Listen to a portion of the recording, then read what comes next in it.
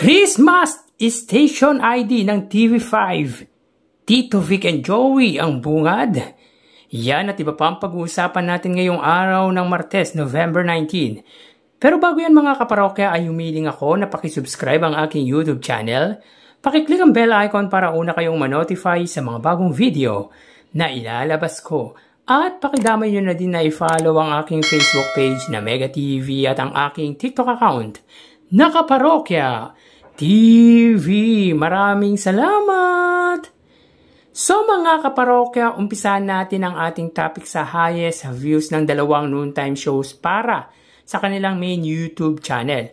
For It's Showtime under ABS-CBN It's Showtime na may 2.44 million subscribers at sa Eat Bulaga naman po under Eat Bulaga TVJ YouTube channel na may 1.16 million subscribers.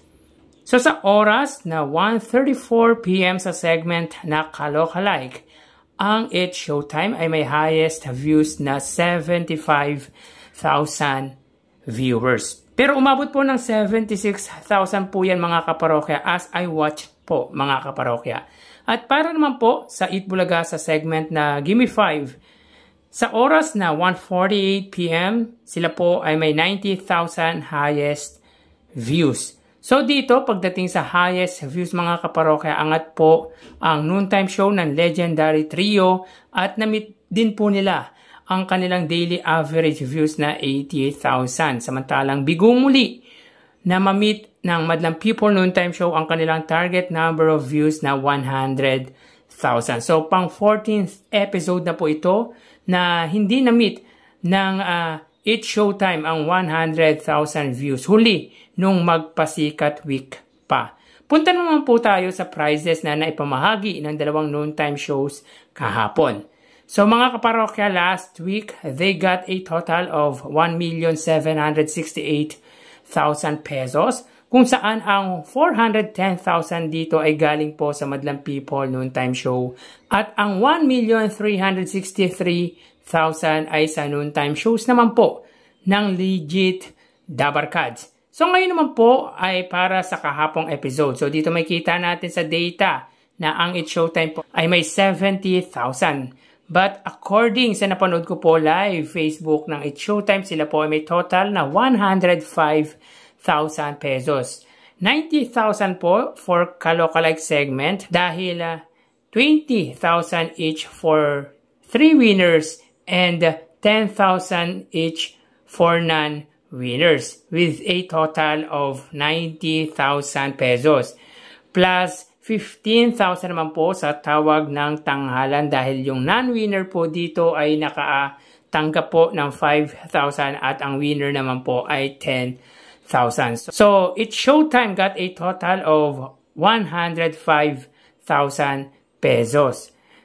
Ang Eat Bulaga naman po, sila po ay may total na 240,000 pesos.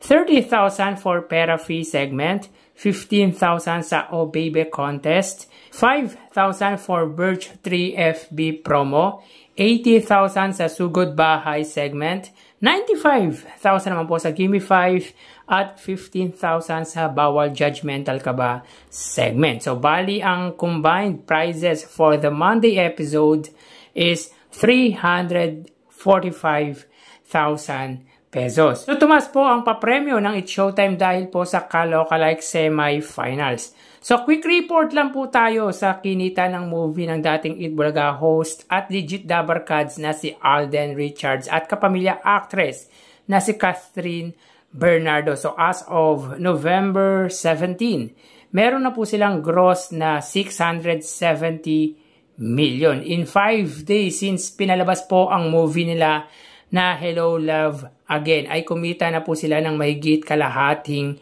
bilyon. Mukhang malalagpasan ito at sigurado tayo na malalagpasan ito ang kinita ng una nilang movie na Hello Love Goodbye noong 2019 na kumita ng 880 million. At kung papalarin pa mga kaparokya ay malalagpasan din nila ang movie ng Dongyan last 2023 na The Rewind na kumita po ng mahigit 1 bilyon. So hindi po natin bibitawan ang balita dito mga kaparokya dahil Alden Richards is a legit Dabarkads. Mga kaparokya, mag-shoutout po muna tayo dahil baka makalimutan po natin. So unang-una, sinashoutout ko po lahat ng solid viewers ng Eat Showtime, ganun din po ng Eat Bulaga. Special mention sa mga sumusunod: Nico Estratogo, Johnson Perea, Lourdes Feher, Madam Rosa, Andy Labong, Elena Morao, Nino,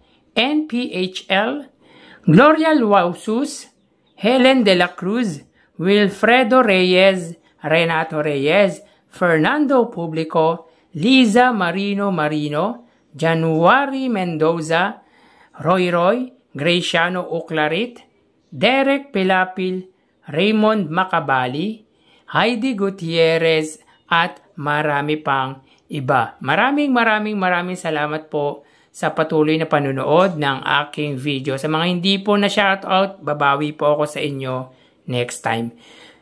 So yun mga parokya, kahapon po ay nilabas na ang Christmas Station ID ng kapatid network na TV5 at ang bungad nito ay ang Tito Vic and Joey. Mga parokya, patunay lang na ang mukha ng TV5 sa kasalukuyan ay ang legendary trio. Maybe some of you would not disagree with me. Lahat pwedeng maging muka, pero mas malaking impact talaga po ang dinala ng Tito Vic and Joey sa TV network na pagmamayari ng business tycoon na si Manny V. Pangilinan. Kaya the iconic trio deserved as the face of that said TV stations. Malaking viewership naman talaga mga kaparokya ang dinala ng Tito Vic and Joey, and of course, ng Eat Bulaga sa TV5. Kaya karapat-dapat talaga sila ang maging bungad ng TV5 Christmas Station ID. So mga kaparokya, naniniwala din ba kayo sa opinion ko about sa TVJ, ang muka ng TV5 sa kasalukuyan? Please comment down below. So hanggang dito na lang mga kaparokya, magsiingat po tayo. Thank you and God bless.